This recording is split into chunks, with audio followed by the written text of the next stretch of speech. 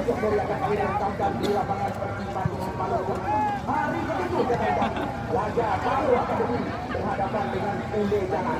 Ini yang kita lihat hari ini. Kita umpan wajib berkata. Nah, kita lihat pemain bernomor 23, di mana kita lihat Ajib tadi tidak mau berurusan, langsung membersihkan area pertahanan. Tendangan pojok yang pertama didapatkan kali ini. Kita lihat oleh kubu BSC Palu Pinang catatan kami. Di kiri gawai dikawal oleh Aryandia. 1, 2, 3, 4, 5 pemain BSC Palu Pinang sudah berada di mulut gawang. Kita tunggu dan kita saksikan.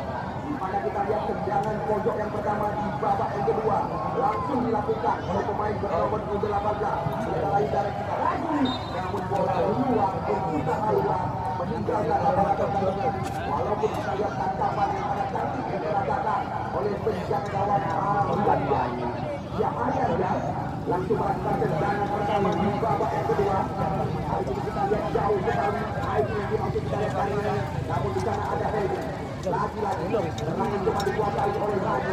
Masih Lagi asalkan sebuah terobosan. Kita lihat di sana masih ada pemain pengganti yang baru saja dimasukkan. Namun kita lihat apa yang terjadi. Pelanggaran terhadap mati ada salah satu pemain yang Pertamina Arunjak dapat kami. Ya tidak bosan-bosan kami terus menambahkan berulang-ulang. Karena besok catatan kami akan terjadi ajang pelantikan. 2 tim calon juara dari 2 kecamatan berbeda akan bentrok di depan ribuan pasang-pasang. Tim Kodim Surat Malaka yang kami sebutkan kepada Anda. Ya, Undai Jalan. Pemain Persina Jajak Paliuli ditambah dengan Hoseng Mujadi. Ya, Ismail, Faisal Wirawan. Tidak ketinggalan pemain muda masa depan Arwali dan kawan-kawan. Besok siap melawan pemain-pemain bayaran yang akan diturunkan oleh Palu Akademi. Kita lihat adu balas, adu yang terjadi. Oh saya, kita lihat di mana tadi Fauzi nampaknya kuat. Salah satu pemain kita lihat dari tim Pertamina Arunjak. Oh, katro ko lo. Kalau gitu gua mah tuh.